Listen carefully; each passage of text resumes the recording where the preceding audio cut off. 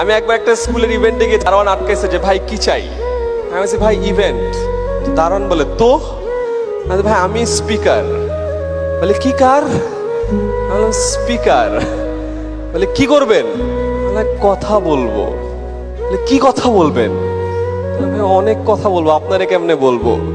তারপরে ওই দারোয়ান যে হেড দারোয়ানকে কমপ্লেন করছে, ভাই দেখেন দেখ ছোকরা এসে কথা কইতে। তো হেড দারোয়ান আসছে, হেড দারোয়ান আসে বলে ভাই কি চাই? বলে ভাই কথা বলতে চাই। বলে কার সাথে? বলে স্টুডেন্টদের সাথে। আপনি বলবেন? আমি বলবো। সেও বিশ্বাস করে না, সে অর্গানাইজারদেরকে ফোন করছে, ভাই দেখেন দেখ পোলা এসে কথা কইতে। ছিলাম স্পিকার, হয়ে গেলাম ছোকরা, এরপরে পোলা, এবার কি হবো আল্লাহ জানে। তারপর আমি চিন্তা করলাম যে বাংলাদেশের মানুষ তো অনেক জাজমেন্টাল, গেঞ্জি টেঞ্জি পড়লে পাত্তা পাত্তা দিবে না, পাঞ্জাবি পরি। দেখেন ডক্টর মোহাম্মদ ইউনূস পাঞ্জাবি পড়তো, স্যার আবেদ পাঞ্জাবি পড়তো। পাঞ্জাবি বললে মানুষ ভাববে যে কিছু একটা হয়েছে। এরপর আমি পাঞ্জাবি পড়া শুরু করলাম। দেখারি এবার তো ঢুকতে দেয়, ভালোই পাত্তা দেয়।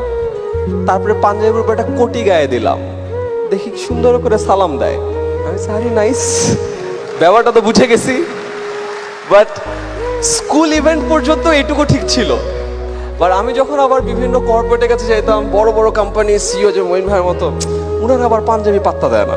কি করা যায়? আমি দেখলাম যখন কি পরে, আচ্ছা প্যান্ট একটা ব্লেজার পরে, শু পরে। আমি কয়েকটা ব্লেজার কিনছি, এইবার কয়েক হাজার টাকা দিয়ে 3-4টা ব্লেজার কিনছি। এখন আমার দেখবেন যে পুরো শীতকালে এক এক দিন এক একটা ব্লেজার পরে যাচ্ছি, এগেন পাত্তা পাওয়ার জন্য।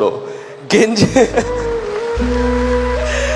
So moral of the story, T shirt ছিল আমার কমফর্ট জোন, ছাত্রদের সাথে ঠিক ছিল।